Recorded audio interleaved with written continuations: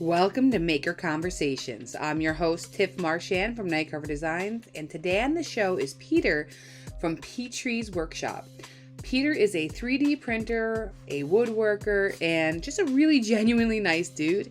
He is always trying to help people out and is always rooting for them.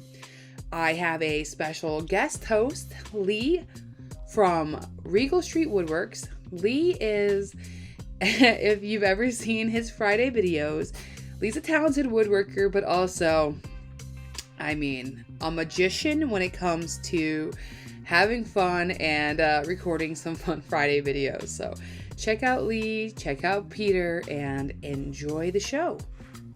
Well, welcome to the show. As you can see, we have a guest host. We got Lee here from Regal Street Woodshop. Look, I don't have to remember it because I can read it. I like that.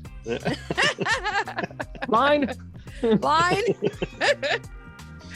What's going on, Peter? How was your day? Thanks so much for having me. Today was awesome. Today was just a good day. It's Emma's spring break for school because she teaches dance. So she's just home all day and we're kind of obsessed with each other. We're still in that honeymoon stage after 10 years. So, we like hanging out together. So she was home all day. We got to do some stuff together, work on our, businesses and side gigs together as well.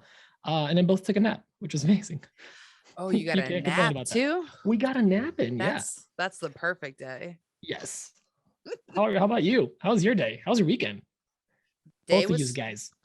My day was crazy busy. Just been really busy with multiple jobs at the moment, but it's coming together, launching different things. I was telling, I think Lee, you were in the room this morning on Clubhouse. I uploaded my first Sabertooth podcast. So I'm super stoked because I'm a professional podcaster now. I did Behind a Maker and all that, but now I'm official professional, and I'm it feels good. So if you're getting paid, it's a pro job. Exactly. Yeah. Oh yeah. So that felt good. I'm glad that's working out too. Yeah, it is. It's working out really well. Yeah. Lee, what's up with you? Staying busy. Finally got some nice weather. We had the doors open today and just enjoying. It was actually nice and warm in the sun. It did snow yesterday. It hailed this weekend. He did the Massachusetts sudden hailstorm. It was really warm in the sun. You heard him? That's what we do when it's freezing out and the wind's hitting you. But if you're in the sun, it's warm. Pretty good day. Tiff, I always forget. Where are you based out of? I'm in Springfield. So Lee and I are an hour or so away from each other. Yeah, I think. You know about the weather. Yes. Yeah, exactly. And we may have a slightly different weather than each other, but generally you feel every season and every day. Yeah. It's funny how you depending on who you follow on Instagram, you get a weather forecast ahead of you. So if I'm getting crazy rain or snow, Lee knows he's 3 hours away. It's coming. Yeah, it's coming soon. Yep. That's how we feel. For my day job, they're based in Michigan. So I'll hear their weather, whatever's going on. I'm I know it's coming my way. It's yep. That's me with Adrian when she's oh, it's getting some crazy storm. Dang it. Brace for it. Yep. That's awesome.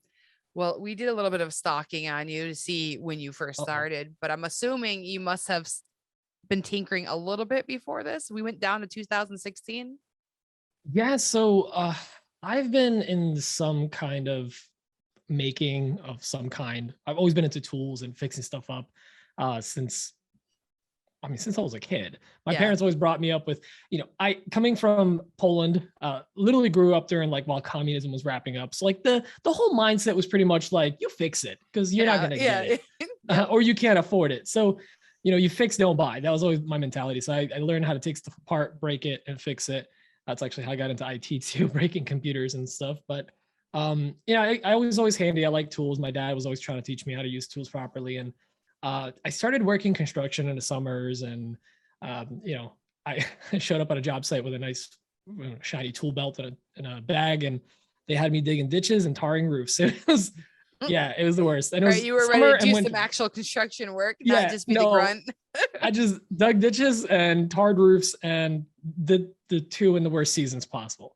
I was digging holes when the ground was frozen, and I was tarring roofs in the summer. It was terrible. Or just grunt work. They just had me hauling stuff and picking stuff up. But I learned how to use tools, how to be safe and not stupid, how to stay out of people's ways, and figure it out myself, because that's basically what everyone told you back then. And we bought a house back in, not this house, the previous house, back in 2013. Yeah, 2013. And finally had a spot for my shop. And actually my tools were in storage for about 2 years in our basement. Oh, wow. I couldn't really use them. And if I wanted to use them, I had to haul them up to the second floor in a walk up. It was a 3-family house.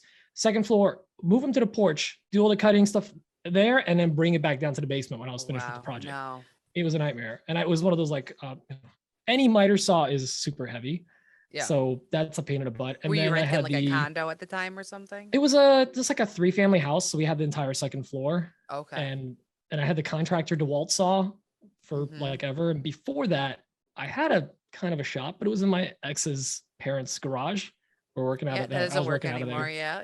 Yeah, it doesn't really work. We had a falling out, you could say. And my lease was up. Let's just put it that way. But what's up, Steven? He just shifts the camera to the side. Like, nope, doesn't exist. Jeez. But then we moved into our house, and I started taking over the shop slowly. At first I had a corner, and then I started moving further and further away. And at the end of the 7 years there, the entire garage was mine. So it was nice. So that's when I started making more content around it, and posting on my Instagram, my personal one. I think a lot of us did the same thing. You post on your personal one, then you annoy enough family. You're like, you know what? I'm just going to do a separate one. And then within like not even a year, I shifted my entire like online life to that Instagram. I don't think I even use my personal one anymore. I don't because it's such a much more pure experience when you really niche down and you're not forced to follow friends and family, because that's kind of the vibe of a personal Instagram or Facebook. That's why I think TikTok's so popular, because like you don't have to follow friends and family. No. You follow what you like. And Instagram's the same way, but a lot of us just follow friends and family. And unfortunately, you can have, stuff you don't want to see. But yeah, that's long story short. We'll just cut that section out. He loves his family and he wants to see them all the time. I love them. I love family. I know the important thing about family is I love them. I don't like them. Yeah. You gotta love family. I don't follow. You don't have to like them. Pretty much anyone that I know from on Night Carver. It's very freeing. Yes. It's very freeing. Yeah. Yep. No, I agree. I don't. My personal one that I don't use, that's all friends and family. Absolutely. No, I totally get what you're saying. I just want to mess with you. No, I know. But I always say that, like, I love family. I don't have to like them. They're family. Exactly. They're going to be part of your life if you follow them or not. Yeah. Thick or thin. When did you meet Emma? I met Emma through my dentist. True story. Yeah. Back in 2012, I guess. Yeah. Cause we're going to be hitting 10 years this year. My dentist was just someone that I used to lifeguard at. I used to lifeguard at their pool, their community pool. Okay. And they were nice. I taught their kids how to swim, known them for years. They became my dentist because I had a practice and I needed a dentist at the time. And she knew some of Emma's family, and they were like out to dinner at the Short Hills Mall in Jersey. And I was working at Apple back then at the retail location there. And my dentist is like, no BS. She's like, hey, I have a girl you need to meet. I was like, whatever, I'm single right now. This is when my lease expired, let's say. So I was single at the time, and I'm like, hey, I'm down, whatever. So she brought her over, introduced her like right in the store at the Genius Bar. We chatted for a second, and then the rest is history.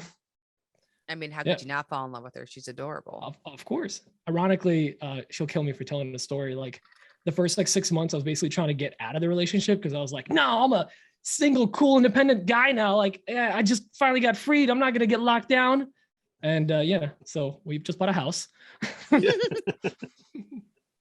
I saw that with a double garage. Ooh. My God, it's so nice. And it's like a raised roof too. So it's your doors magically moving behind you. Yeah. It's like 10-ish foot ceilings. So I can swing like a full 4x8 sheet of plywood like on its corner. I could like swing it over if I'm trying to tip it over. Yeah, you don't have to worry about like jabbing into the ceiling. I don't hit the ceiling or anything. Yeah. I've actually installed some stuff in because I have access to the attic. I've put I see the lasers behind you. So like my fume extraction and my compressor are in my attic.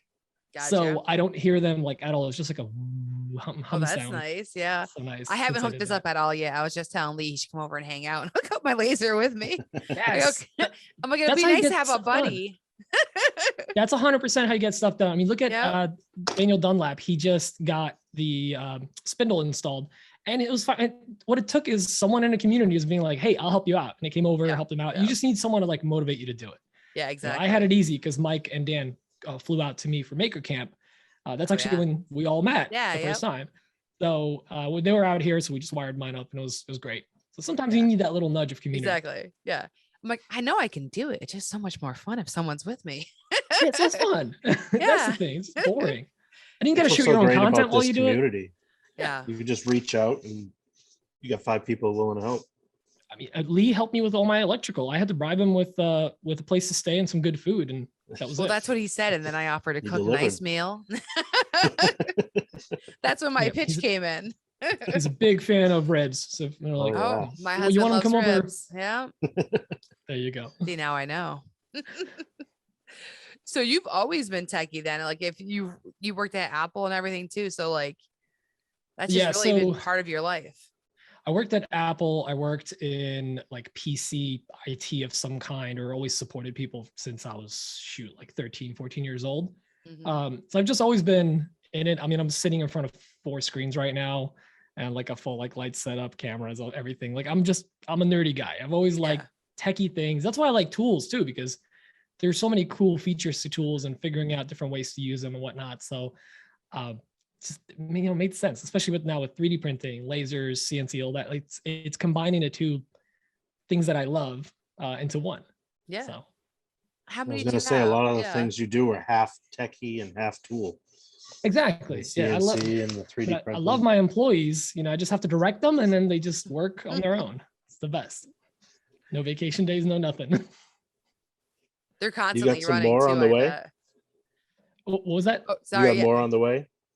Yes. So yeah, they're so now I'm getting to that point where for a while I was running my 3D printers almost nonstop because I was just not keeping up with the orders, especially around the holidays. That's always when it hits me, and I order more, and they don't come in until January after the rush. Yeah.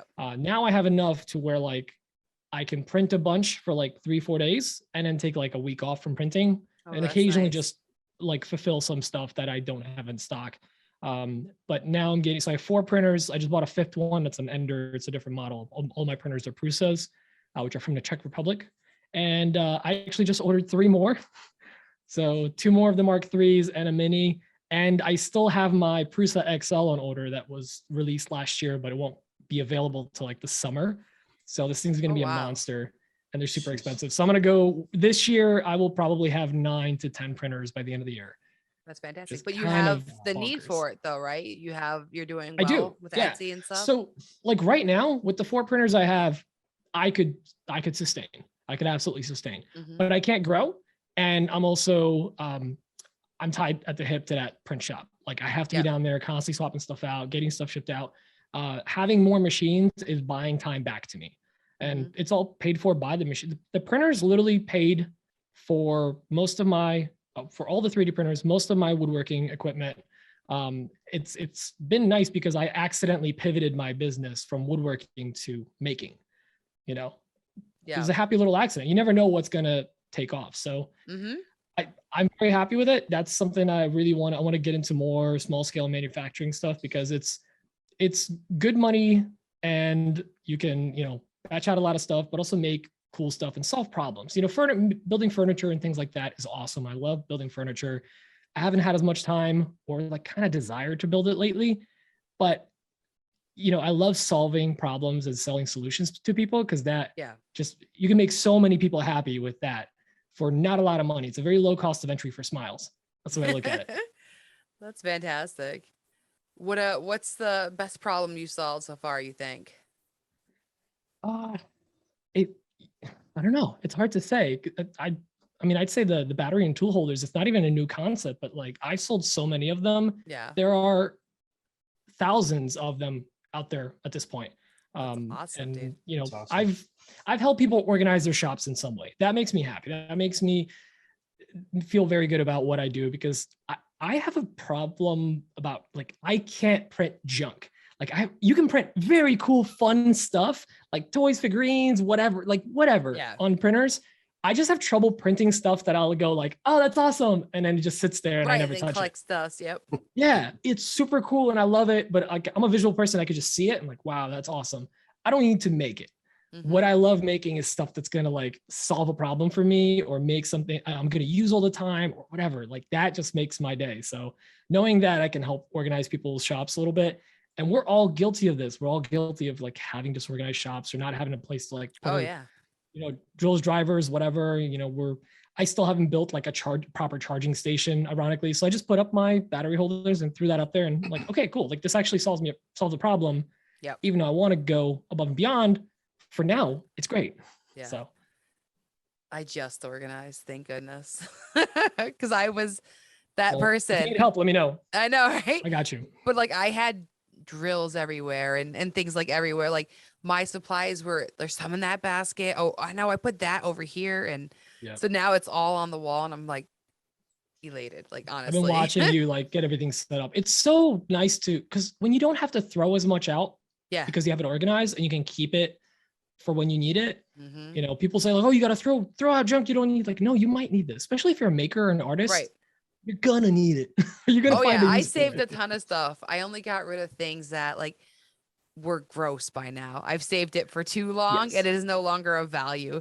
Like I have these drawing inks that I absolutely loved, but you could just see they had like dried and caked around the containers. I was like, oh, when it separates and you can see it. Yes. Yeah. I was like, no. It was like, I should have done a video of like Boys to Men. It's so hard to let go or something, but it was. To say goodbye. Like when you buy a finish and then like you forget about it.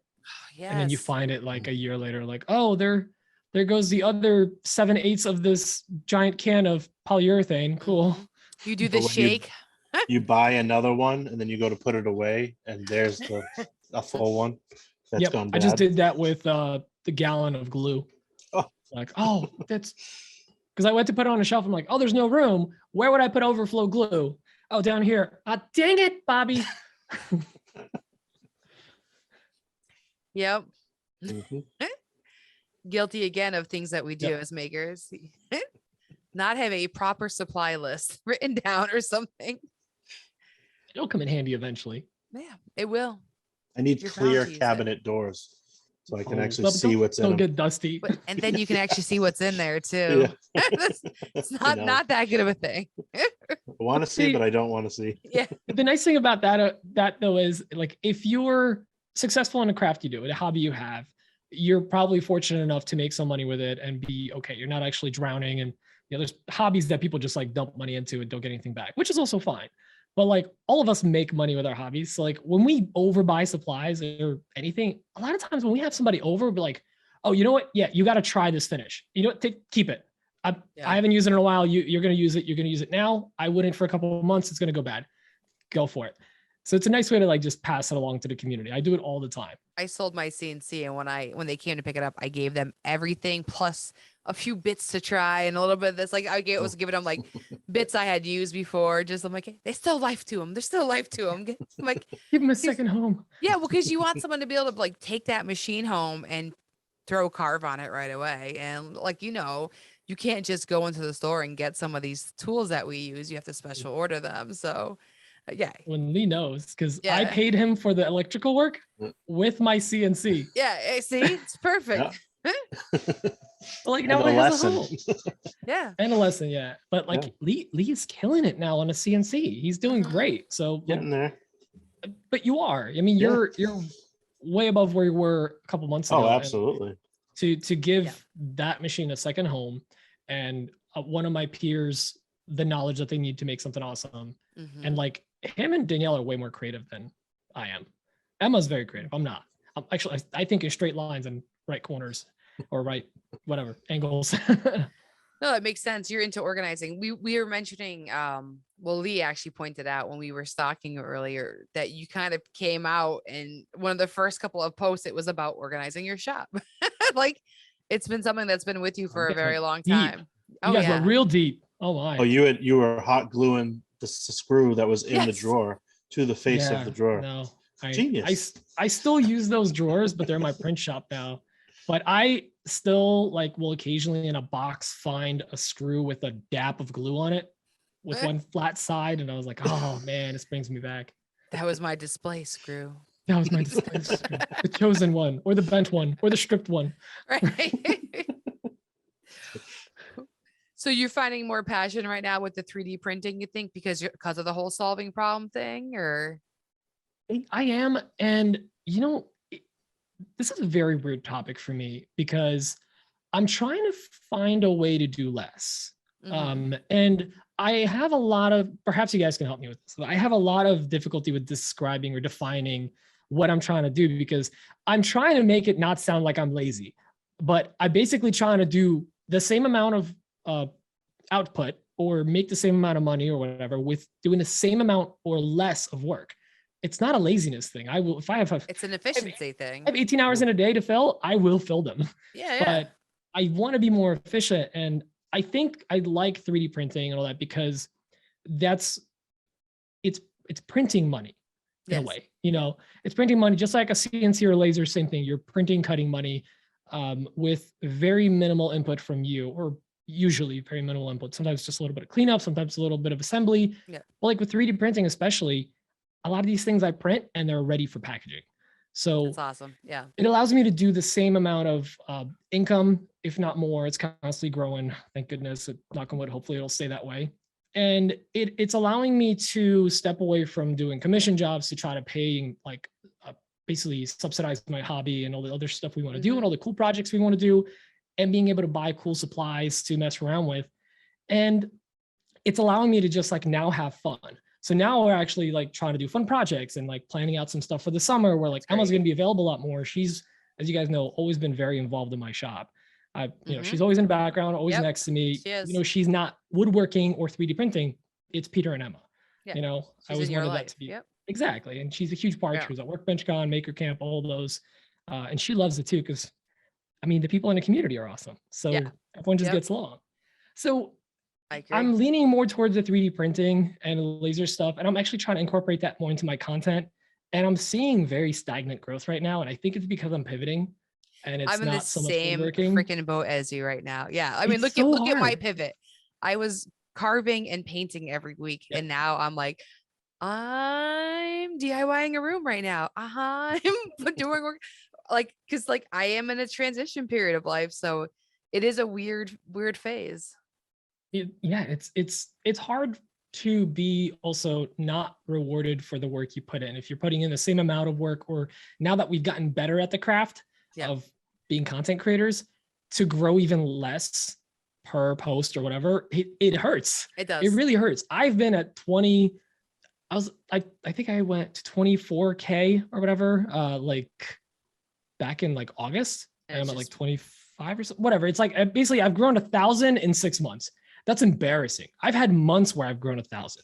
Yeah. But I'm not posting every single day or whatever, but I'm posting. I'm doing stories every day. I'm posting. I'm being active in the community, and I'm not seeing the growth. So all right, it's either I'm pivoting, Instagram has changed, which we know has changed a little bit. Yeah.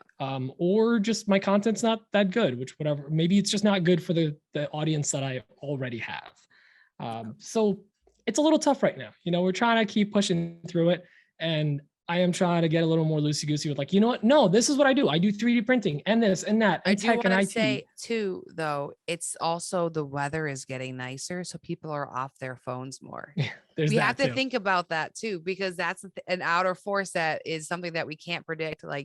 Once the weather gets nice, people aren't on their phone all day. They're I was out playing basketball with my kids. Normally we'd be watching TV and I'd probably be on the phone or something, people are putting the last 2 years, everybody's been stuck at home on their phones and computers. Yep. Remember the first time they lifted the lockdown last year around this time? Yeah, nobody was on Instagram anymore. Our podcast numbers dipped too. Mine too. Yes. It was a visible dip. We're what happened? They unlocked the US. Yep. And that's things we'll have to get used to, because people will come back to the media they were consuming. But when things are changing, when COVID is lifting and when weather is getting nicer, we're just off our phones more. And that's what I've been trying to tell myself too, is remember, you're in transition, but also everyone is. We're all coming out of COVID. probably going back into COVID soon enough, but like we're in a light, like, wee, there's people, let's go have Enjoy the fun wave. stage. Yeah, exactly. Let's enjoy it before we get locked down again. Exactly. So there's outer things too. Yeah, but no, like you're absolutely right. And I think one thing that I've been enjoying now, I don't know if it's helping me grow in any way, but that's actually hyper focusing on a part of the business and growing it to be as automated and as hands off as possible. So like I've been tweaking my Etsy listings, trying to figure that stuff out, plan some digital files and whatnot. And it's not like, it's baby steps. I'm constantly doing baby steps because I'm the kind of person that like, I need to have everything planned out. I need to have 100% of it planned out in my head before I start. And that cripples me. So Yeah. I need to then take baby steps, take a little chunk of it. Like today I'm going to finish this digital file. I'm not going to upload it, anything. I'm not going to make a massive list of to-dos. I'm just going to do a little thing. So I've been doing a lot of baby steps, and I've been talking about doing administrative over the last month. And it's all these little things that are helping me actually step away from my 3D printing business for longer periods of time while it's Yeah. still performing at the same level, because I want to now pivot back to the shop and focus on the laser and CNC. Yeah. My CNC hasn't run in like a month and a half. It's kind of embarrassing, but you know, it now that that's good, then I can focus on something else. And then once I have some files and things automated for that, and I have processes in place for, let's say, cutting up some templates and whatnot, that I've been cutting templates for years and I just don't have any of them listed. So once those are done, I can focus on a laser and kind of keep doing things to grow my business incrementally and also have content around it. But it's constant pivoting While working a We'll see how it full-time does. job. while working a Right? full-time job. There's Okay. that too. Yeah. Exactly. Oh, exactly. It's very valuable time. Like we all have jobs. We all have to focus on that. And then we still want to put our energy to something else that's going to better us. And it's where we enjoy ourselves. So it is a hard balance, like trying to find the time to fit it all in. And I feel like the whole concept of going full-time is almost like a dirty term to me, because people always ask me like, so are you going to be like going full-time woodworking or full-time going to full-time, meaning like what full-time what? I want to step away from my job and replace my income full-time. I don't want to be a full-time furniture maker. As much as I like doing that, I don't want to have to deal with that. I want my money to work for me in a way. I want my business to work for me. If I'm building furniture, I'm the business. I'm working for my business. Yep. And I respect everyone that does it. That's amazing. That's incredible.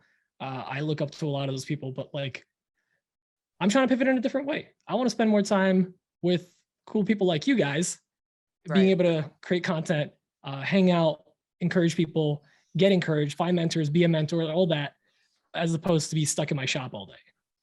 That makes sense. Lee, did you mention something about, and feel free to answer this, you teached too sometime in your life? Yeah. Yes, The actually. makerspace, right? Yeah, so I taught at a woodworking school for about two and a half years. And before that, I've done some little like workshops with friends and family, but I used to teach a intro to furniture making class, cutting board class, milling class, certifications. Because, you know, with those maker places, a lot of them you have to like, even if you're seasoned, you have to like take a class to like make sure you're good. Right. Yeah. A safety course and everything. And yeah. I see how you react to the tools. You know what you're actually doing. Exactly. Yeah. Because there's some people that would be a little sketchy with it, you know. And then I taught like on certain Saturdays would be these like kind of massive classes of just like DIYers. It was like construction grade pine, you know, glue, nail gun, sander, stain, like no pre-stain, just stain. And it was like, it was fun. You know, people were having fun with it, and that's all that mattered. Yeah. Real woodworkers would have been like, but there's people that took that class and then took the next class and then took the next class and like just kept growing. And just kept growing. Some of them even started teaching at the school there. The school, unfortunately, actually was part of because it was a massive old warehouse in Hoboken, New Jersey. And there was a fire and it took out most of the building between the water damage and the smoke damage. So they unfortunately got shut down. But, you know, I don't want to speak ill in any way, but one of the reasons I left was the equipment was coming to a state of disrepair, and the maintenance was lacking, and help was being offered by myself and other employees there, but it was not taken up. Right. So not reinvesting into their business. That sadly, the tools were falling apart. Yeah. And it was not safe when you had people like having to like shove a piece of wood through the saw because they got too thin of a curved blade and they're using a standard riving knife type stuff, or the blade is super dull so it's burning all the pieces and we have to sand way more. It was like little things like that, and I was like, this is just not safe. I don't feel good about this kind of teaching. Yeah. So but I still love teaching. It's great. No, but you can tell like you're always trying to mentor people. Saying like one of the first times I was really introduced to talking to you was on Clubhouse, because I don't think we talked before that. Like I knew. No, that's of when we you. met. Yeah. I say we knew of each other, you. but yeah, that's how we met. exactly. And like we always were just sharing tips with each other. You and then Emma would come on, and we'd all have like, it was really nice to like meet you. I'm like, oh my god, this guy's so awesome. Like I didn't know. Like, not to brag about you, but no, but seriously, I love that about you. I think it's a great feature that you're always just like, and I think Lee said it too. You're always like championing behind people, always rooting for them to win. It's cool. And a part of it is because I have a hard time with people around me succeeding. I think a lot of us do. When you see a friend of yours or colleague or coworker like kill it with something that you do as well, or you think you could do better, it could be challenging. And it's something that I've always had trouble with. I'd be like, oh, like, this person starts making 3D printing stuff. And like, well, like he's got all these sales and whatever. Like, I'm like, why am I getting mad? Like, it doesn't hurt me in any way. Like, that's one example. Like I've definitely gotten over that over the last couple of years, but I find the best way for me to do something about it is to just actively, audibly make it known to myself and everyone else around me. Like that is awesome.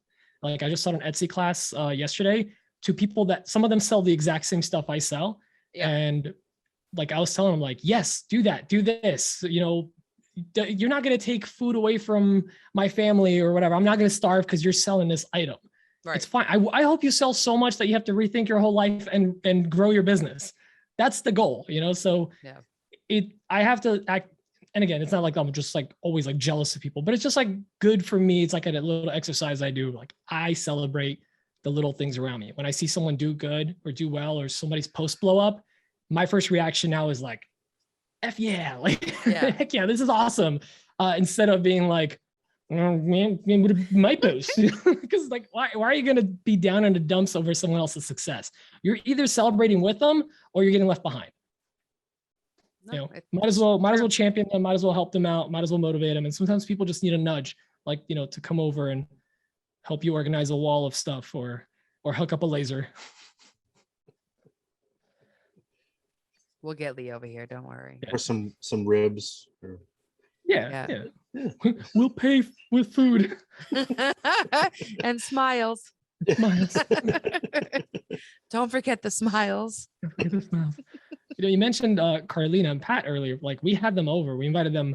I saw that Workbench Con because we had to drive up. We were driving up and they were flying, so we had a bunch of like total boat, which you can't fly with. Right. So we drove it up and invited them up to just hang out with us. We hung out all day. They live like 2 hours away and they left at like 11:30 at night. And we were basically, it was just us like mutually screaming at each other. And like me screaming at like how they should like grow and pivot their business and what they need to focus on and what's making money. And they're like yelling at me and I'm like, you got to be consistent. You got to keep posting, like have more fun with it. So like we were definitely helping each other out because everyone's got their own strengths and weaknesses. And it's good to get another perspective and also be open to it. They've been really killing it with their content lately too. They are. So that's great. They're absolutely killing it. To keep going, keep posting. I was screaming at Carlina like, you should be charging double. What are you doing? This is this for this much? No, more. And I would like text her for the next week, like happy price raising day or whatever. Because I told her like within a week, raise your prices.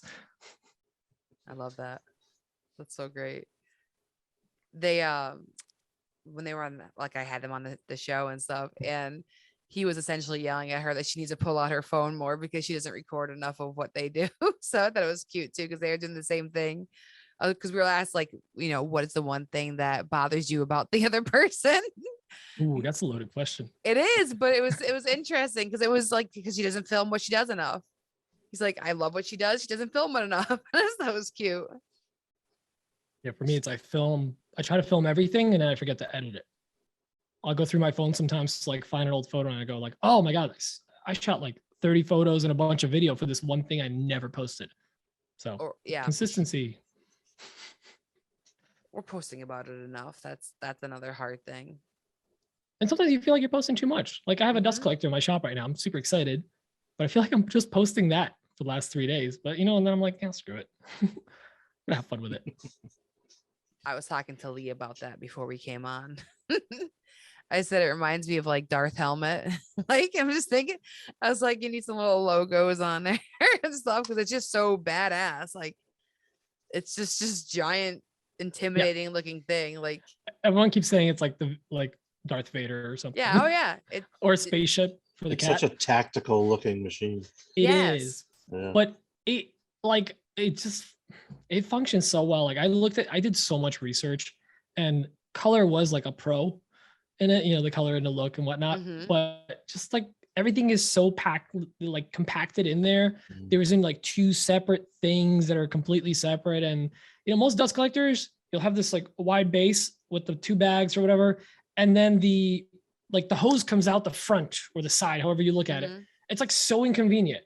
So Yeah. this one being able to like run straight, because then I can run piping all along the wall and stuff. So these little things that were like, okay, this This checkbox, sells- yeah. checkbox. I was looking at like Oneidas and other ones, but you do your research, you ask enough people, and I like Laguna. I've been working with them for a while. So I was like, hey, when is this in stock? Because I want it. So I like basically put my name down to buy one like back in September, and in January they're like, hey, they're in stock. I'm like, take my money. Nah.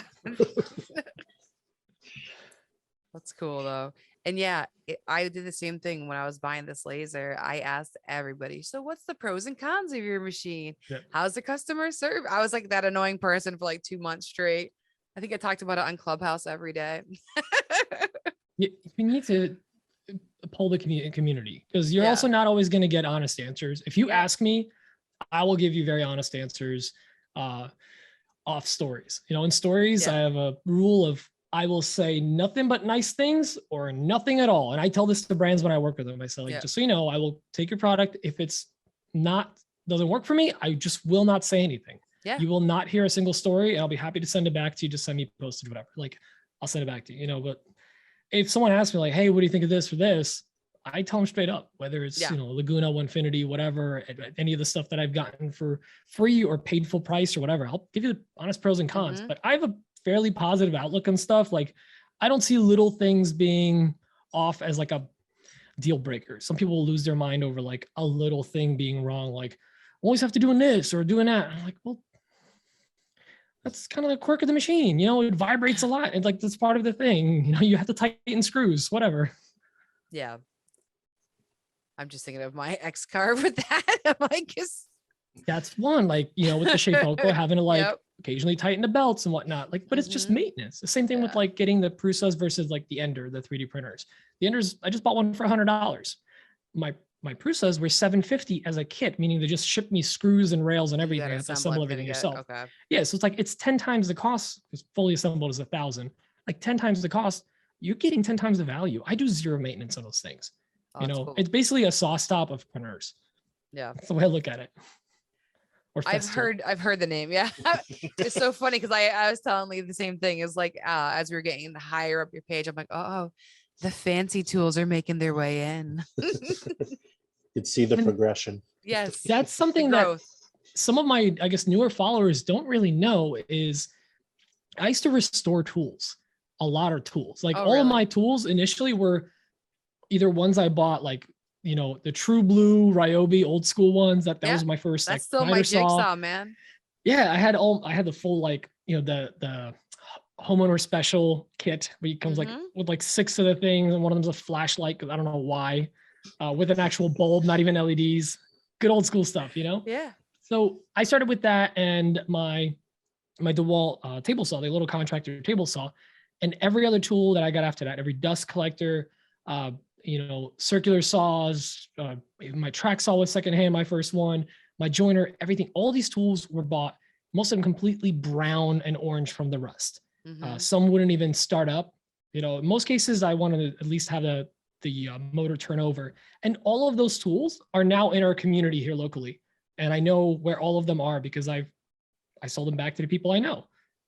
That's So awesome. Yeah. it was great because like it helped me get started. And now I'm able to afford better tools, and dang right, I'm going to do it.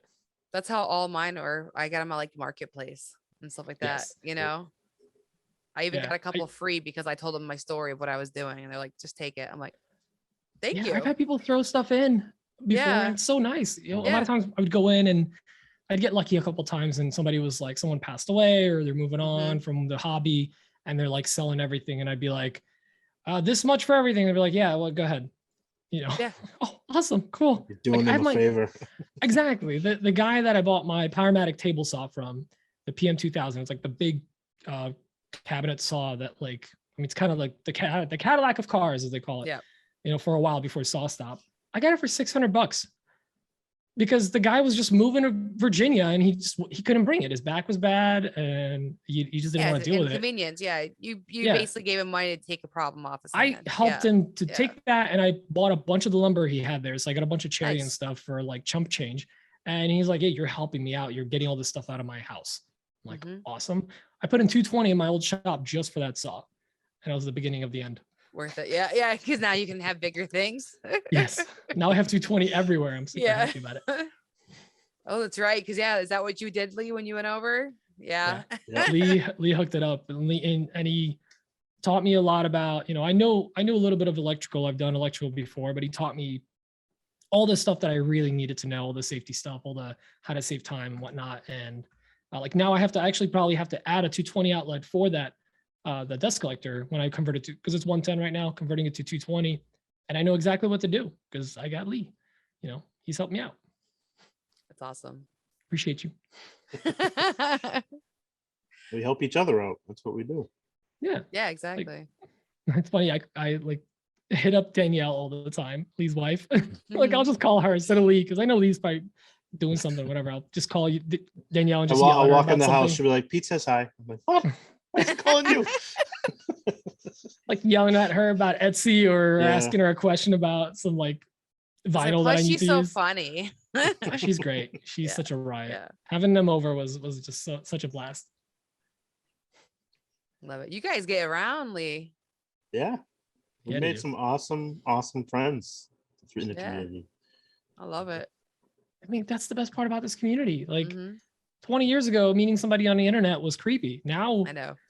Some of my all of my closest friends are online, and some of them I have never met yet. Yeah. And some of them don't even live on this continent. That's the crazy thing. And I know more about them than I know about some of my family members. Bonkers. Yep. Agreed. Like I can call Lee one of my best friends, like we talk all the time. I talk to Danielle all the time. We support each other. And that's the best part about this community. But the thing is, if you don't put that into the community, you're not going to get it back. No, you have to be active in some way. For sure. So, and sometimes it's hard, obviously, we all get busy and stuff. That's why I try to take these friendships off of Instagram as quickly as possible. If I can, try to like share my number or get their number or whatever if I need help. Which is super smart because none of us have each other's numbers. Like I have yours now because of that. Yeah. You do that. You're right. You do take it off of Instagram pretty quick. It's also like it's smart. A lot of messages on Instagram. So many messages, so many people talking, and it's easy to like lose track of stuff. Like Lee will send me stuff sometimes, and I'll like it 3 days later. So if I know something's time sensitive, I'll just text him. Yeah, just go straight to the source. Yeah. Waste time or whatever. I'm very loosey goosey. If you text me or call me, like I'm never gonna get upset. If you have my number, it's for a reason. You have it because I gave it to you. Yep. Or someone I trust gave it to you. Anyways, my number is. I'm kidding. For any advice that you may need, his number is. Imagine I just rattled off Lee's number from memory. I don't you think would make so many people number. happy. Yeah. I think I memorized 2 numbers in the last 20 years. You don't have to memorize a number. I still don't remember Emma's. I don't know my husband's number either. That's what we have phones for. There's a 9 and a 5 in there somewhere. I remember my parents' house number and like my neighbor. Yeah. Yeah. No, I love that the Emma's and everything that you do. I love that Danielle's always and everything. I recently finally got my husband to start showing his face and things. Slowly pulling him to the dark side. Starting to think he wasn't real. I know. Well, that's so funny because like it does feel like I had like some mystery husband because he wasn't in anything. And I'm like, Like, what's the big deal of just putting your face out there? I'm like, get involved. And he likes it. Like Workbench Con was his first experience meeting everybody. And like I had forewarned him, like, please don't be angry if I just start chatting with everybody and walk away. I'm like, I don't mean to. It just might happen. Yeah, it just happens. Yeah. I kind of had a feeling. And that's the thing, like, especially Workbench Con and Maker Camp too. It's just a bunch of awkward, like, shut-ins that, had trouble connecting with people outside. So they started connecting with people online. And then like, here we are 5-10 years later, we're all meeting in person and we're still like awkward, but like we all know each other because of the internet. Cause that's really what it is. Like you meet some of these like big accounts and like, they're not that outgoing. They're not whatever, but like you love them all the same. We're all just like, cause we know each other. We're all friends, at least most of us. Some of us are better on camera than we are in person too. I noticed too. Like some people, It is funny though when you meet that because like you can see like they're outgoing on camera, but maybe not as a person. And I commend those people that come out and they're pushing themselves to be more outgoing. Like I saw some of that at Workbench Con, and that, to me, I thought that was great. I'm like, that's somebody who's pushing themselves to grow, So I think there's a lot of very quiet people in the community. I mean, even like Tamar from 3x3 Customs is a very shy person. But like she seems super outgoing in her videos. Like you wouldn't think it, but she's a little shy. Yeah. Another one is, oh my God, I met Ashley Harwood. Yeah, did you? She's like, first of all, the most genuinely nice person ever. Quiet as a mouse. But in her videos, like, I mean, she's quiet in her videos, but she seems like so much more confident. She's teaching though. Yeah. Well, when she's teaching, when she's in her element, definitely like she's in her element. But I was like, wow, you're so reserved. And like, you're kind of bigger than most of these accounts put together, so yeah, interesting. You get to be somebody else when the camera's on. Yeah, and it's usually another good version of ourselves. Exactly, and enhanced, heightened. Yeah, in certain cases, very rare cases, people turn into different people. Yeah, like I haven't really had a bad experience with anyone, but I've definitely met some people and I was like, oh, you're different. Like not bad, but it's like you're different. Yeah. That's the way I remember you. I'm pretty much the same exact person as I am right here. Yeah. I think the three of us are fairly like our baseline is the same. Yeah. I'm actually just starting to show who I am on the internet, and I don't know if people can handle it. We'll see. Well, because for a while it was just your art. It was. That was your me. Account was your art. It wasn't really you.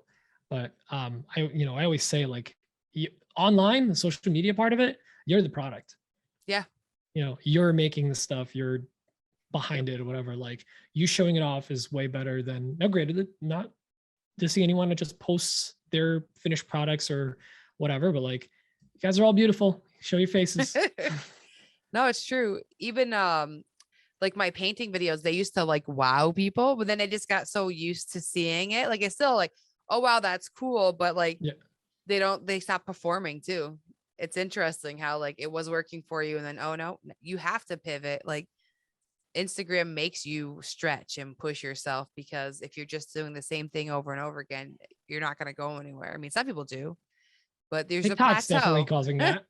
Yeah. TikTok is making people pivot real hard and rethink how they're doing things, because Instagram, it went, from like photos to like a lot of like finished video, like very polished, whatever. And then people are still not showing themselves a lot.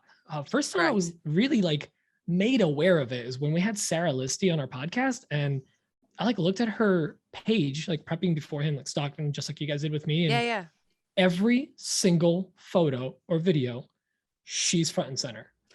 I actually heard that like, she does it on purpose. Yeah. And I'm like, well, you know what? It doesn't take anything away from anything she's doing. It's also not done, and I don't mean to offend anyone, but it's not done in like I'm a sexy woodworker type of way or whatever, which there's a whole bunch of drama look at me use this miter saw. Yeah, yes. But like, no, it's like, it's her being genuinely like, she's also one of just the nicest, coolest people out there. And I was like, you're just doing it really well. It's so subtly like you're in all the photos, you're doing all the projects. It's you is the brand. And It's like the people that use their name as their I think account, Joni. basically. Yeah. Yeah. I actually just had this conversation with Paul Jackman. He changed his photo to his face. Mhm. I was like, I thought that was a really good conscious move for you. And he's like, yeah, people are recommending it. I don't know how I feel about it. I'm like, no, I think this is brilliant because like you are the product. Right. You don't make a thing. You make things, but like it's not about Nobody, that. It's I don't know you. if people even care about his logo anymore at this point because it's him. Yeah. Yeah. Everyone Yeah. knows. He's a household name amongst all of us. Yeah. That's why like you have to make a brand for yourself. We all know it. Like you have to have some kind of logo or recognizable thing. Mhm. But then at the end of the day, everyone needs to recognize your face. Yep. They don't need to, but they should. Everyone's awesome in their own right. And I don't care how you look. Just show your face, make some friends. There are camera shy folks. I get I that. know. I get it. I used to be one of them. I used to be one of them. And you And now he definitely posts music encouraged me. videos. Yeah. Hey, I couldn't do that in front of people. Tell you Look that. at what you're doing now. Yeah. You're doing full-blown videos. Yeah. Like you dancing around and being silly, not caring at all. And that's the best. If you had told me a couple years ago I'd be doing that, no way. But it's working for you and it's fun and the community likes it. It's like become a thing, Plus it's Yeah. helping you Yeah. grow. Who cares? At the end of the day, Yeah. if the formula works, Mhm. Put smile on people's faces. yep. I always get worried with the fine line when it comes to me because I want to I have a whole Instagram that I'm starting that is a little bit more perverted because I want to express that, but I know I can't do it on my page.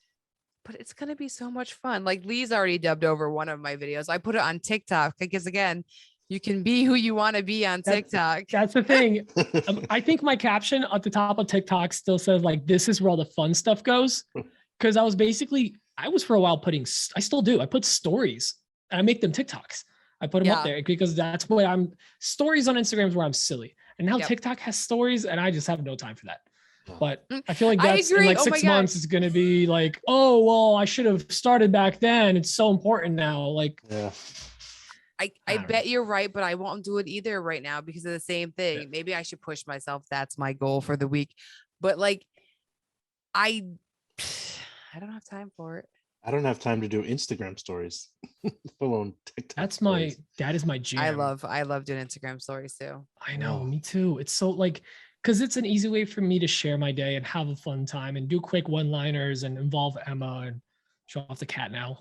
But it's like Instagram stories. I wish they yielded more growth and they got shared more places on Instagram Yeah. because that I think is the TikTok that it could have been. Because this might just be me, but the TikTok style of voiceover over you doing work, a lot of people tried it a couple of months ago. Like 6 months ago or a year ago, Mhm.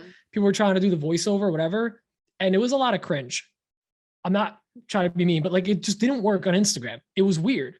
Whereas TikTok, that's what you expect. So you're in a different mindset I think it's But- working now though. I've seen it happen a lot more naturally now. because it's more like, I think people are just used to doing it better. Yeah. But it was people doing regular Instagram videos that they were doing Mhm. and voicing them over.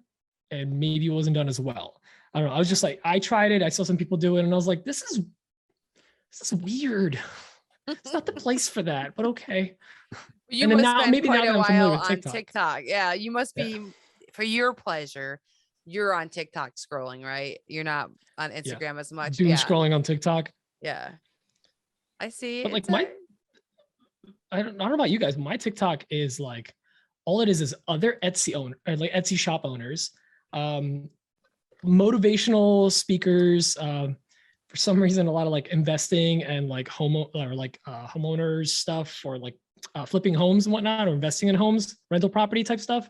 And basically just like a lot of business related stuff, whether it's Etsy, small shops, Shopify, owning small brick and mortars and like side hustles. And then everyone else I follow, like all the makers I follow. Yeah. So, which is like not a whole ton, but all the people that I love, So it definitely gives you what you want to see. And I don't go there and like see silly stuff now. Because again, I don't follow just like friends and family. It really gives you what you like. it's a lot of cats too. A lot of cats. Unfortunately. I don't play on TikTok at all. I rarely open up the app, but I'm just working. I'm working all the time. Like when I'm up, I'm working. So there's not much leisure in my life at the moment, but I'm okay with that. Like I truly am at the moment until I can boot the day job. That's still the goal. Is that Boot still it. in the works? Is that still slowly happening? Oh yeah, I just Yeah? did a not refinance. I'm sorry, a home equity line of credit to pay off some debt. So that's all set, so that I can not have to worry about that, because you need to have 2 years in a job before you can get those things.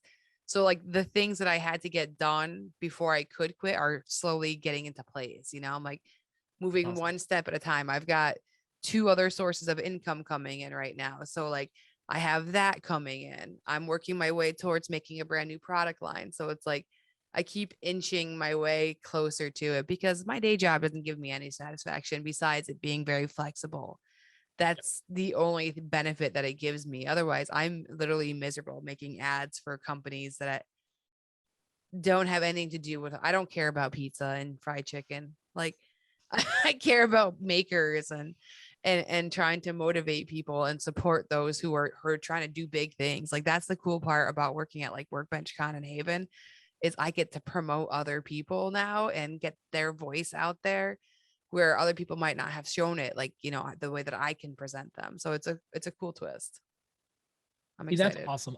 I'm super excited for you to go full time. Oh, full time. There's that term again. But No, but it's switching to work careers. for yourself. Yeah. I think that's a better way to put it. Yeah. Work for yourself and just be, just have all those extra hours in a day to then sit at the end of the day and go, where do those hours go? Because you fill them. We're like goldfish. We fill the space we have. They do, yeah. But then it's all for you. It's like not work at that point. It's just stuff you're doing. It's completely different. It's things that I'm passionate about that I want to do. Yes. Or you can hear it when you have talk to about do, it. You can tell how excited you are about it. Thank you, man. Yeah. And it's stuff that even the stuff that you don't want to do, you're doing it because it's going to help you. Oh yeah, exactly. So at the end of that pain in the butt thing, you're ahead. Mm-hmm. It's not like, oh, the company made more money and I slept less this week. Like that's not it. Yeah, It's exactly. You are actually ahead. Right. Yep. So that's the goal. So Lee, are you sorry? Oh no, go ahead. Jump in, but like Lee, are you even like thinking about or considering like ever taking Regal Street as like a brand and just making it your own business, or you just love your job so much that you want to stay on? I could never leave. I have so much invested in like my retirement and the benefits that I get from work. Danielle would never let me leave.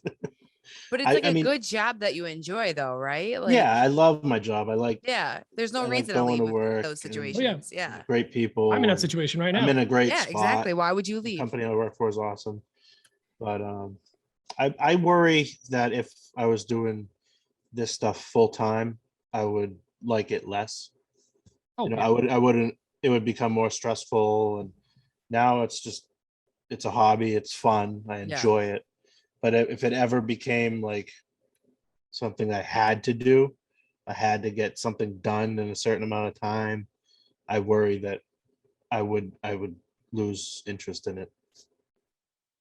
And what's important about the whole distinction of like, and I love that you love your job. I love my job too. And it took me a while to try to like define it to myself and to others. But what helped me was going to Workbench Con and getting rid of the mindset of going full time or quitting my job and thinking of replacing incomes or reducing your expenses or whatever it might be. It's not about like, oh, well, I make $100,000 at my job. I can't quit unless this makes me $100,000. I'm like, well, if you're not commuting, you're not doing this, you're not doing that, you're working for yourself and you're sustaining, you can maybe live on 70 or whatever. Or maybe, at the end of the year, you're just bringing in $50,000 of profit, but like you expense a ton because you're doing this thing that's basically a business. And one thing that I really took away from almost every talk I went to or every person I talked to at Workbench Con is that don't just chase the brand deal because those are temporary things. Those are quick one-offs. What you want is those long-term revenue streams. whether it's, oh, I have some apparel coming in here. I have a 3D printing thing here. I have affiliate stuff coming here from 4 different sources. Mhm. And yeah, it's 100 here, 300 here, $5 here.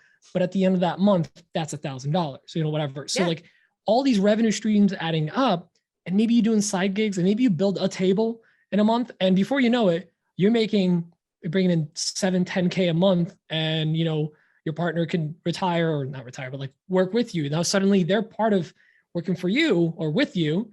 And it's not like, they have to replace their income, because like everything's taken care of. The incomes Right. are being covered. And like, you have to like redefine like what your priorities really are, Mhm. because so many of us are stuck in like the benefits, or like, oh, I have to replace this amount of money or whatever. But like, you don't need to. If you're at home and you can handle your finances, and you can eat, meat at the end of the week, as I always say, like, I can still afford to buy meat if you eat that. That's all, No, but I know what you all it's mean, yeah. about. Yeah. Or, drink that beer or whatever. If you can afford the luxuries in your life and have a good time, you're going to have just a better time overall in life. And you're not having to work for someone, not having to stress out about it. And especially if you are with someone, whether it's a partner, wife, boyfriend, girlfriend, whatever, that really shares the passions or is passionate about your passion. Right. Like could care less about woodworking or 3D printing. She's passionate about my passions, like the fact that I'm excited about it, and she wants to be in on that and involved in that, and us try to grow our businesses in tandem. Her beauty consulting business, my manufacturing businesses have nothing to do with each other. We're constantly helping each other out.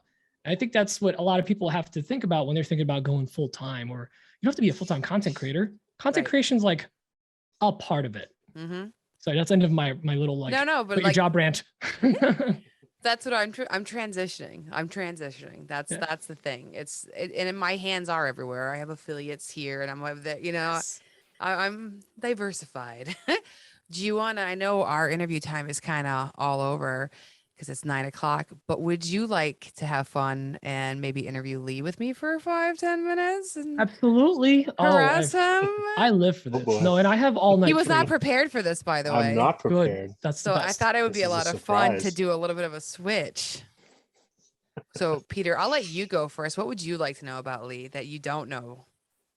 I already started grilling him about, his life and quitting his job and becoming a famous rap star. I know he's just doing this till the rap career kicks off. That's his main thing. But Or acting. I can see that happening as well. yeah. Now, so, Oh, no. I know you and Danielle pretty well. And I know like she's got a job, you got a job, but she's been kind of thinking about doing more because she does amazing crafts you do amazing builds as well. But like, I feel like she's getting more and more invested in like the making part of that business and a lot of the behind the scenes. I've had many conversations with her about that as well. Like, where do you see you guys being in like, not even like 6 months, whatever, but like think like long-term, like, would you want Regal Street to become a brand? Like, obviously you don't have to quit your job for it to become a major thing. You could do your day job and still have this wonderful thing that's grown kind of out of control and pays for all the fun stuff. Yeah, I mean, I That kind of campground. have found it pays. Mhm. I've found myself kind of transitioning a little bit into doing more like larger scale projects lately, like versus a bunch of small cutting boards and all the Hat small racks. cribbage boards, hat racks. I still like doing the hat racks because 90% of those are for people in the community, and I get to see them enjoy it, and Than mine. I say we just Yeah. put ours down. Yeah. We got 4 of them from him. so I get to see them like out in the wild Yeah. all the time, so that's fun. But I really enjoy building these tables. Like, and I mean, I have no room to be building these tables. I should be just focusing on smaller stuff, but I'm having a lot of fun doing them.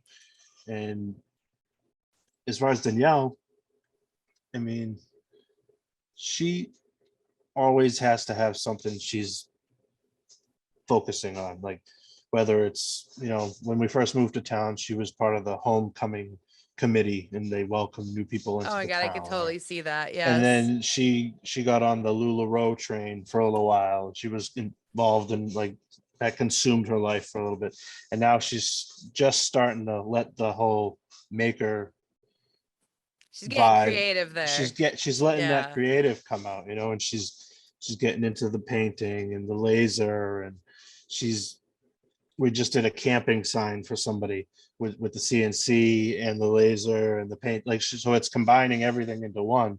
So she can't do a lot of that stuff without me, and I can't do a lot of the stuff without her. So now we have to work together, and I think that's going to open up a whole set of doors that we didn't even think we would be into, you know. So They might just be Regal Street. yeah. What are you gonna do when you move? It's Regal Street for life. Attaboy. That's what I'm talking about. We're having fun though. Yeah, That's and I awesome. think you guys are a great example of, be good or be as good as onto others as you would want them to be to you. I said that very poorly, but you and Danielle are very like, you're so giving, so supportive. So people are just willing to throw themselves at you to help you out. And like, you guys are one of those couples that like people just want to see succeed. People Yeah. want to see you blow up. People want to see you do well. And I think like you can reach out, like you're already at that point where you can do a story and ask for help. That's something, or a question, or I need to design this file, or I don't know how to do it, whatever. And you'll have like people lining up. I think that's That's there's what's something great to be about the said. community. Like, Yeah. I But mean, you're the community. Like Yeah. you guys His literally speak to what the videos, community combining, is. having people coming together with those as well oh, recently. that's so and- much fun. I can't wait to like, do another one But of just those. look how many people were ready and willing to join you, even if we didn't know the song you picked. We don't know the Because song, I don't know. it's terrible, terrible Like a Cher choice. song? I don't know what it was. and there's some Billy Joel, I think maybe it was. I don't know. Joel? Joel. He said out the list. I was like, oh God. Oh, all right. But that's what made the blooper reel. That's what made Oh, the yeah. best part, you know. I told Patsy already from Dobbs that she won the The commentary. funny thing with Patsy is, I guess Patsy does like a music trivia night with her husband. They go out really? and the first question of that night after doing the video was like they play a second of the song, and it was the song. It was Oh, Still that's Rock so and Roll to funny. Me, and she like jumped up out of her chair. I know what it is. She tells me every time I see her. That's hilarious. Oh, it's so funny. Awesome. I like that. Look at a lot. Yeah. What made you do the first video? So the first video was a TikTok. It Oh, was there we it go. was like it wasn't Blue Man Group. It was one of those guys who plays the tubes, like the songs with like PVC pipes. I think it's Blue Man Group. I think that's one of them. It Was he was blue? similar. It was not the Blue Man Group. I know for a fact. But and there was a bunch of tubes set up at work. And I was like, we were cleaning up, getting ready to wrap it up for, on a Friday. And I was like, hey, record me real quick to my apprentice. And I did it and posted it, and it blew up. And then next Friday, he's like, what's the video today? And it just kind of went from there. That's awesome. So your apprentice encouraged it too. Oh, I yeah. like that. So Yep. yeah, I saw he started guest starring in it and stuff Oh, too. yeah, Yeah. Oh, he's soft. He loves it. You need a buddy sometime. You just need a body double. Someone yeah. with you. And he'll push me to do stuff I won't, because he knows I won't do anything in front of people. And he's like, just come out here. Nobody cares. Like, everybody knows what's going on. They know we're wearing Hawaiian shirts and we're walking around with a pipe shaped like a guitar. Like, they know what we're doing. Like, How long did it take relax. you to make that guitar? Oh, I knocked that out in Good about a minute. question. No problem. Really? You Oh, should yeah. see this man with a pipe bender. Oh my God. I Yeah. thought There's he like did it 4 with or his 5 bare of them all over hands. the job. Oh, really? Oh. They're stashed because I don't know, the job's so big. I don't know where we're going to be. So you got to be prepared. It's so funny. How many people work with you? Do you have like a big team? For our company, we probably have 25, 30 people on that site, but the whole lot site of people. is about 300 guys on site between I'm all the trades. Yeah, I was just curious Airport. who saw him doing the moves. That's all. I'm waiting to like be scrolling through TikTok one day, and it'll be like the Instagrammers in a wild, Yeah, but like your Yeah. your assistant just like moving around with you. Yeah. But yeah, That'd be sorry, I didn't mean to great. cut you out. Yeah, you're working at an airport. Is that what you're doing? Yeah, I'm at Logan Airport in Boston, building a new terminal. Oh, a whole new terminal. Nice. Job security right there, because that's usually a 10 to 15 year project. This one's about 3. Oh, So, Right. Yeah. That's what they said about LaGuardia. I said that's Yeah. what's projected. They're like still Yeah. wrapping up, I think.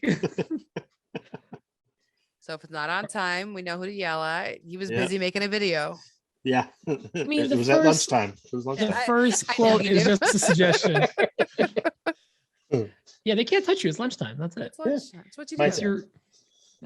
No, I really enjoy all the content and the videos. They're great because it's also seeing, like, I know you fairly well, and seeing you come out of your shell so much in these videos is really awesome. Just to see you like be so outgoing.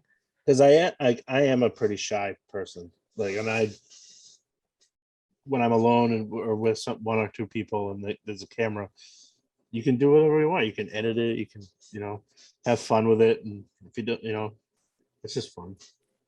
Well, plus you're in your But- element. It's where you're not Yeah. shy. Are you in charge there or To a one point. of to a point? One Yeah. of. One of, Yeah. okay. But you have a little bit of power. You feel Little in your bit. comfort zone, Yeah. Your happy place is a good place to do that. That's cool. You tell your princess what to do, right? I mean, you're in charge. Yeah. You're in charge. That's what I mean. I was like, you're kind of in charge a little there. Now, Lee, I know you guys have been looking for a place. Is there any leads on that? We found a couple candidates and we made offers that fell through, but there's slim pickings on the market. Usually every Wednesday or Thursday they'll pop up.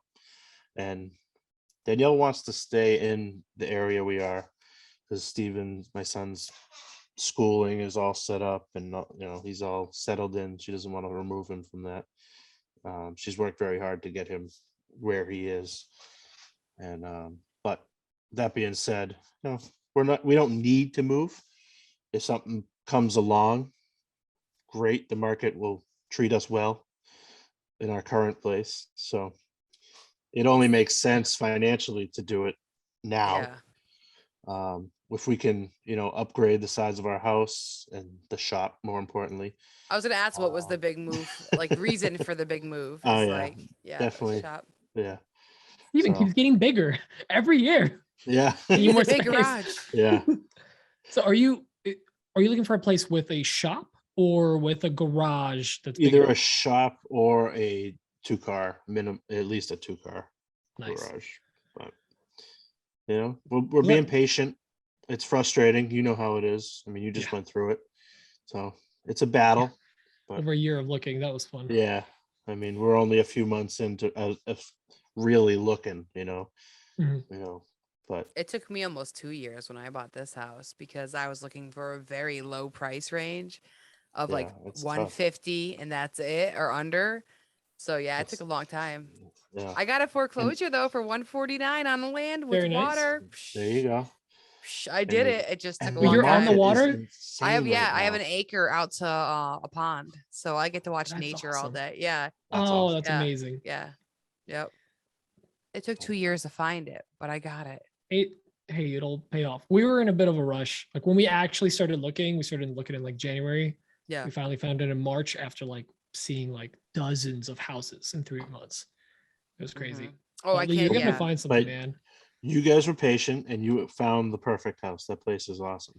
We love it. Yeah, we have Yeah. nature here too, and it's Do like you? no neighbors behind us, so it's just nature. Yeah, that And- neighborhood. I mean, everything about it. Yeah, Lee, when Lee and Danielle were coming over, we like live surrounded by cornfields. So when they're coming Okay. out, you literally turn into a cornfield, and it's like, where are we? Oh, really? Yeah, Oh. I didn't know New Jersey produced corn. yeah. But then you like turn into like a regular neighborhood, and you're Yeah. like, what? Okay, that's trippy. I would definitely feel like, Yeah. this is where I die. This is where I die. This is where I die. die. I hope you guys find a great place. And the reason I was asking about that, if you want a garage or a separate shop, is because I know some people are like, no, it has to be separate. Like, don't want it attached to the house. I want a would garage. rather it be separate, I think. Really? Yeah. See, I'm a garage guy. I love walking out there in I my say slippers. I would be Well, like- great if it was attached, but as long as it was 2-car, like I'm stuck with a 1-car right now, and it's tough. I mean, maybe if it was big enough to separate, because like I have a garage. I'm in my garage right now, and there's things I do in my garage that I don't do in the shop.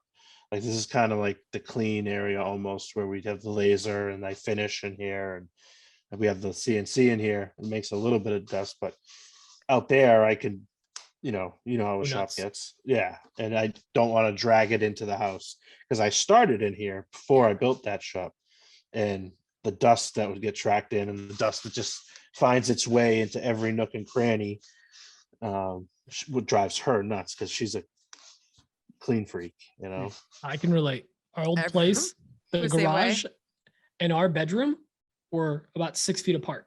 So when Oh. I would walk out of the garage, I would walk past our bedroom door because we were on the first floor with the garage, same level. And so we had dust everywhere. It was terrible. Yeah. Yeah, Oh. see, it's nice to be in quick in and out, but you need a little bit of separation from like a living space. Yeah. Now we have the laundry room. It's like an airlock. It's nice to clean up in there. And you have to keep it clean because you can't get the laundry dirty, like it's like Yeah. you just clean that, That's convenient. Dude, I'm so stoked. The second you buy that shop, buy that it'd be house, great. shop with the house attached. Yeah. But the second you have that new shop, I'm coming over. We're setting that thing up. I'm helping you out. Oh yeah. Yeah. I'm Awesome. so stoked. Can't wait. People ask me why I forced this laser to come down here in the basement. It's the same reason, Lee, that you were just saying. If it was in the shop with everything else, it would just get destroyed. Plus Yeah, the temperatures. and you know what else it is? It's a horizontal surface. Yes. And Yeah. you know how much crap would get stacked on top of that? Mm-hmm. And it's a glass top. I'd end up throwing something over there and it would shatter and I'd break it, or Yeah. Yep. Nope. I was like, this has to get down here. Yeah. I feel attacked because I have a piece of MDF perfectly cut to fit over the glass. See what I Do mean? you? And I can put stuff on top. 100%. Exactly. I do that. Any yeah. horizontal surface. I find myself putting a piece of wood on top of that sometimes, when I with the Finishing painting and stuff. triangles and put finishing stuff on there, let it dry.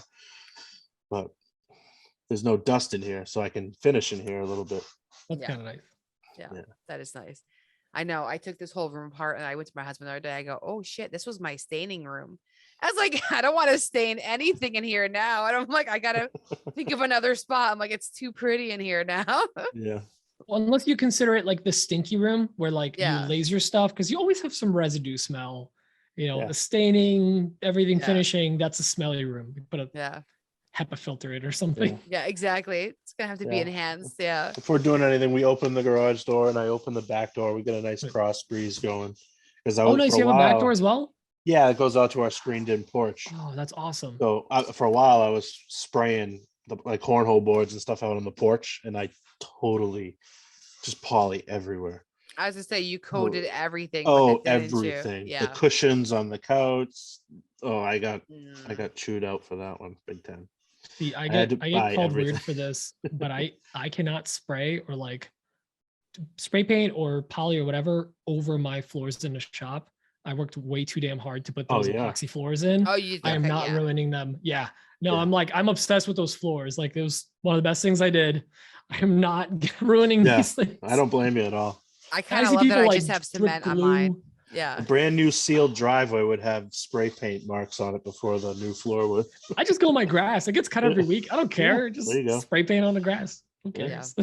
I do all my finishing on a stool my dad let me borrow. I feel so bad. I just throw a piece of wood on it and then I put the piece on there and I just rotate it and I just spray it towards the garage door. And I'm like, I don't fucking care if the garage door gets a little on it because it's just Yeah. clear spray. I'm like, Yeah. that's my sacrifice because I just have no room to work. I have to build out here. Like that's the next step. And like I've come to face it over the years, either because like this house is going to be paid off in 9 years and I have a beautiful pond to look at. So That's it's really awesome. hard. Yeah. Dude, I refinanced to a 15-year loan when we had the kids. And like when they hit 15, I know the house is paid off. It's like a really nice thing. It's like, Oh, That's nice. yeah, and I'm like, I'm going to be able to have that breath for a moment, like I can feel it coming.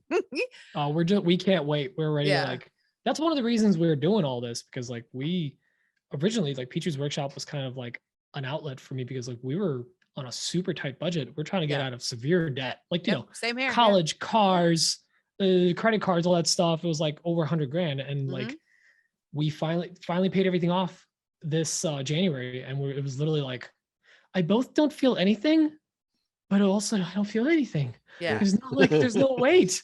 Yeah. So like we just can't wait for the house. And I know some people are like, no, like that's stupid. Why would you pay off your house early? Like, I don't care. I just don't like owing someone. Oh no, if you You can know? get your house paid off early, why would you not? Like, I don't understand why you wouldn't. Like, That's a whole different conversation. There are people that are like, I can make more percentage with that money or whatever. I'm like, no, but it's a mindset. yeah. I own this. All I do is just pay my rent to the state, the taxes. Right, you right, know? exactly. And you have your own place. I mean, having your own house is just, it's amazing for being able to be a maker and content creator and everything. Cause like you could just do what you want. You can be silly in your yard and no one can tell you anything. Or you can spray paint your grass. Who cares? So great. Also, I do love to spray paint on the grass if it's going to be something like that. Yeah, yeah. I have a palette from when my lev rack came that I haven't gotten rid of. It has so many layers of paint on it. So I just spray over that. I just put it on a palette, spray there, and there's rocks underneath it because I guess they had the shed moved in a different spot at one point. So I just rotate the rocks. So they're all multicolored. Yeah, yeah. That's exciting. So, all right, we'll go back to you for 1 second, Peter. What is your goal space that you're going to have for all these machines coming? Because I wanted to talk about this. You've got 9 machines that you're going to have. Like, what's your setup going to be like as we're talking about setups? Like, what is it? Where are you storing all these? So Lee saw where they live. It's my print shop. It's down in a basement. And actually, since Lee's been here, it's evolved. There's a full industrial rack on one wall. And eventually there'll be another one probably. There's like a mini one.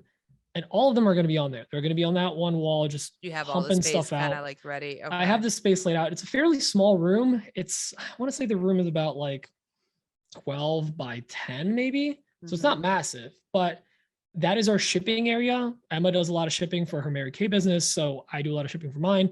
We do all our shipping in that one spot, but it keeps the rest of the house organized. Yeah.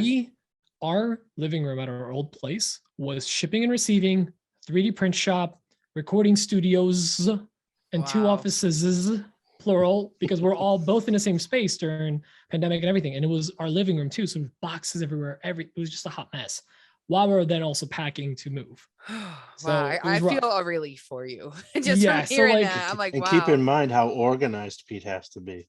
Right. So that must have drove him nuts. It was driving me insane. It really was. And I'm now in a mindset of like, if I haven't used this thing, if I genuinely can't use it, I'll throw it out. Cables, supplies, things like that I can use in the future, I keep, but I organize.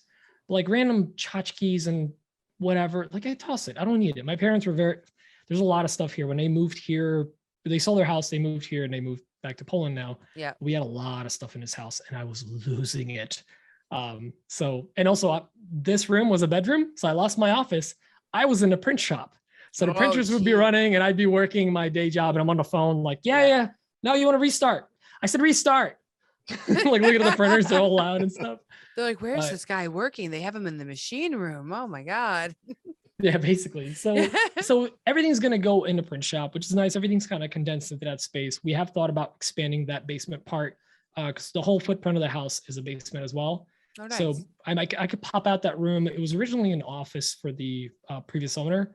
So like there's some stuff down there. I have my super corporate cubicle desk from my office because we got new desks. So the cubicle is in my basement. Oh my God, really? Just a one like L shape, like that corner. But it's like enough I have all the supplies, I get stuff prepped there, and then I move it over to the shipping area. So it's all going to go down there. And, the added benefit of all that is too, like when we do our taxes, I'm writing off that basement space as well as the shop, as well as 2 offices. So like it kind of benefits us to do that now, have the extra space. Yeah. And like you have you might have an office, but you'll also have like a painting room or your finishing room or whatever. That's all parts of the house that are being utilized for your hobby or business or whatever. And if you have the space, use it, and then this room will be nice and chill. It'll just be my office, my safe space. I will have 1 printer here and it'll be a mini and it'll only be for prototyping. All the other monsters are going to be downstairs for pumping out product. Kind of controls you too. It keeps you from being distracted like that all day. Yeah. I don't know about you guys, but I'm a visual person. And if it's out of sight, out of mind. So it's actually good. Sometimes I forget things, but sometimes it's good because then if I don't have the printers next to me, I'm not distracted. I'll go down there when I'm ready. Same thing with my shop. At the old place, the shop was right off the bedroom, off of my office / living room at the old place. So like I was doing laps all day and was exhausted. Here, I'm a lot more chill. and it lets me focus on things. So that's very good. I tucked away my office. So like I'm at my fun desk right here. And then on the other side of this wall is my day job office. So it's in the same room, but it has been separated because at first I was sharing my fun desk and my work desk all in the same thing. And I had nowhere to put anything. I couldn't even put like a notepad That's the worst. down. Like I'm like, all right, my painting desk has to go back to being my, as I call, fun desk, but it's my other work desk, like sadly, until I can buy a new one where I can get a lift on this to adjust. Cause I do love having my standing desk. But this, I had to separate it. Same reasons. Like it's too tempting to want to just click on the Mac for a minute and get some work done, like it feels good to be separated. All of us are the same. Like we can't sit still. We like working, we like being productive. And like we when we rest hard. At least I know I do, and I know Lee does too. Yeah. Like when we rest, we will just chill and commit to chilling and like do nothing or go camping or whatever. But like when there's loosey-goosey time, it's getting filled, whether we want to or not.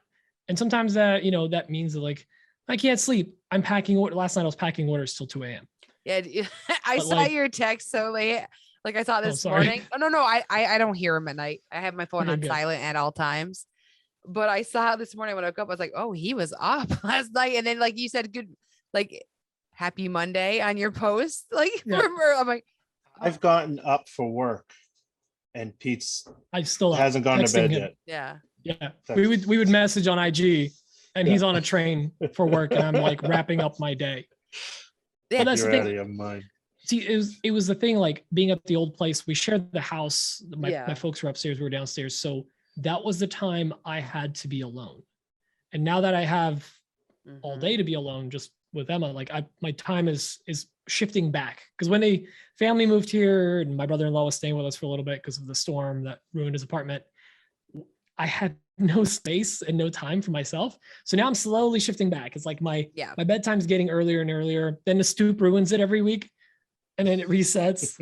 Because, man, and you know what? I love the stoop. It's like, that's one of the community things. I think I need to hop back on Clubhouse. I heard you guys mention it too. Yeah. I still go on. I just need that, still a thing. That chat.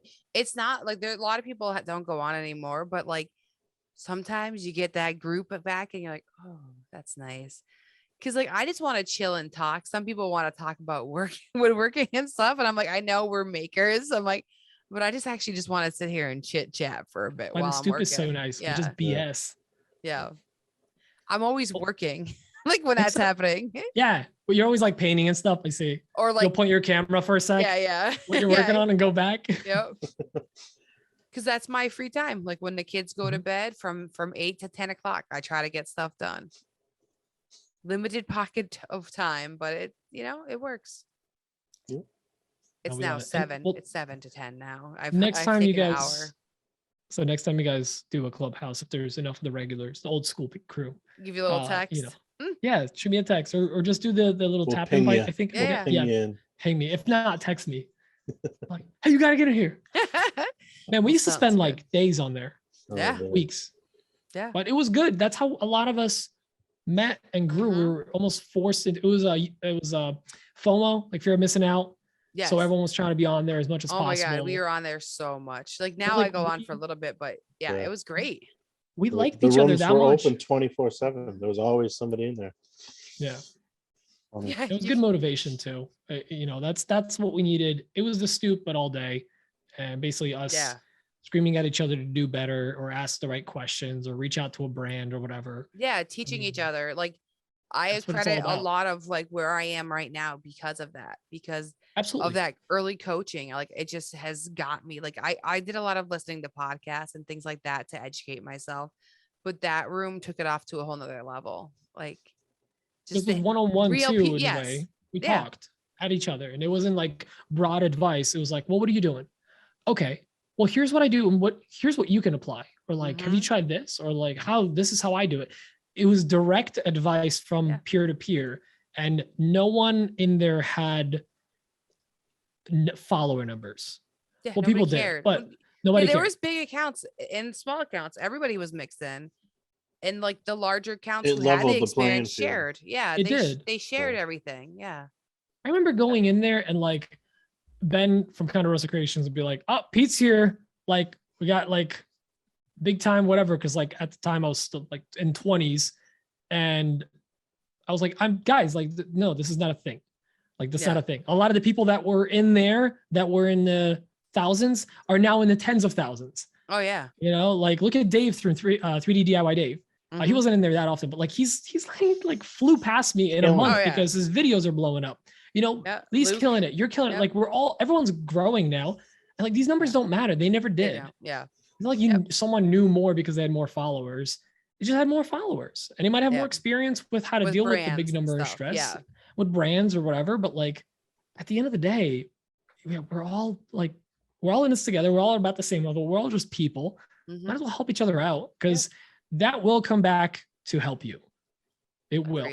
For sure. I mean, I convinced a complete stranger I've never met in my life to stay at my house for a weekend with his wife that I also never met. And now we're best friends. I love it. You know, you never know. You don't. Well, thank you for coming on, guys. I had a great time for chatting having with you. us. Thanks for inviting me. I'm super humbled to be on. Like, what? Yes, no. Mr. 100 and something podcast. We didn't even talk about your podcast. It's fine. Another Woodshop podcast. Check us out. Basically, 3 guys giggling and making dirty jokes about wood for an hour and a half. No, because it's not about that. I'm super humbled to hop on your. It doesn't matter what the number is. Like you're creating content. You're creating a podcast. Like that's work. That's big work. You know, Lee's making these videos that literally make people's weeks. Fridays. Like that's the time. I look forward to them. And he sends them to people. He literally like I work from home. I forget Fridays exist. Yeah. Like I forget about Fridays. And I get that message from him like, that's Friday. Like, cool. I should plan out my Saturday. Yep. You know? Yep. No, when I get his text, I'm always like, oh, let's see what he did today. Yeah. You know, we all just we have this community. We're all just part of it, and it's amazing. And like I said, it doesn't matter what numbers you are, just like spread the love, help everyone out that you can. Yeah. And then like without you even knowing when you need help, you're gonna get so much of it. And that was my so for the show intro, I did put that on there as like, if you don't feel like you're part of a community yet, it's because you haven't talked to people yet. Start making comments. Like if something makes you laugh, tell that person, oh wow, that video made me laugh. So funny. Like just start saying things like that. And that's how you start growing like a community. Respond to stories. Yeah. We didn't just fall into it. It takes work. Like you have to put it out there to get it back, you know? You want to make an impact on somebody's day? Send a voice memo in an IG message. Send your voice. That'll make their day. A lot of people will be like, whoa. Tiff, you do that a lot. Yeah. I primarily do that. Send me a message. And I'm like, for me, it's honestly convenience. I just don't have time to type. It's so much easier. Yes. But people feel like that's such a better connection to just like talk, like hear somebody's voice. Like, wow, they took a second to like record their voice. Or even a video. Or a video. Oh yeah, just do that. Reach out to people, talk to people, and if you're shy, reach out to someone you're comfortable comfortable with. See if they're part of a group, or a community. Like I'm part of multiple IG groups, and I rarely go in. I'll go in there sometimes just like catch up on stuff, but there's a lot going on. But it's just nice to be part of that group because people see your name pop up, and they'll interact with you. Yeah. All right, I'm tired. So with that, we shall end it. Sorry, I could ramble forever. I can't hang until 4 a.m. like some people. But those people. I appreciate you guys coming back on, and then eventually, I probably will do like group hangs at the end, maybe like every quarter or something, and invite anybody who's been on the show that last quarter. Awesome. So that'd be a fun hangout. So I'm really trying to mix it up because with Behind the Maker, we had a structure and we went for it, but like I did that for 15 months. Now I really want to like play around, and every episode is going to be different if I want it to be. It's nice having that freedom. That's really cool. Yeah. Thanks, guys. I loved your guest interviewer or guest host. That's really nice. Yeah, the mystery guest host. Some people know, because some people I know couldn't handle a surprise. like it might be too much, it might throw them off. But if they can handle it, then yeah, I'm putting it in.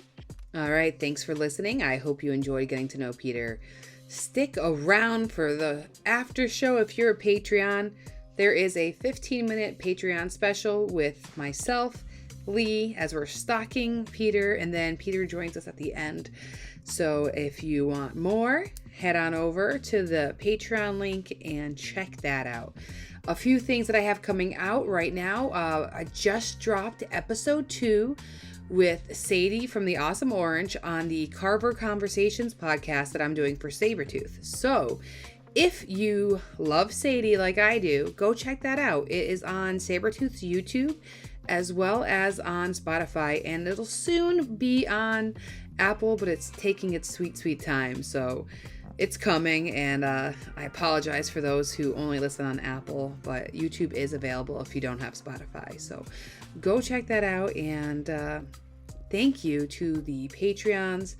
A special shout out to Matthew Gerard from the Wooden Mustache for being a high supporter, and I really appreciate that. If you want to support the show, it is a range from $5 to $20, and it's just to help me keep doing this, pay for the software and all that fun. So if you want to do that, head on over to patreon.com/makerconversations. There's a link in the bio as well. And if you are curious about power carving, check out Sadie's conversation. We also talk about everything else that she has going on, and it was a lot of fun. So check that out and have a great day.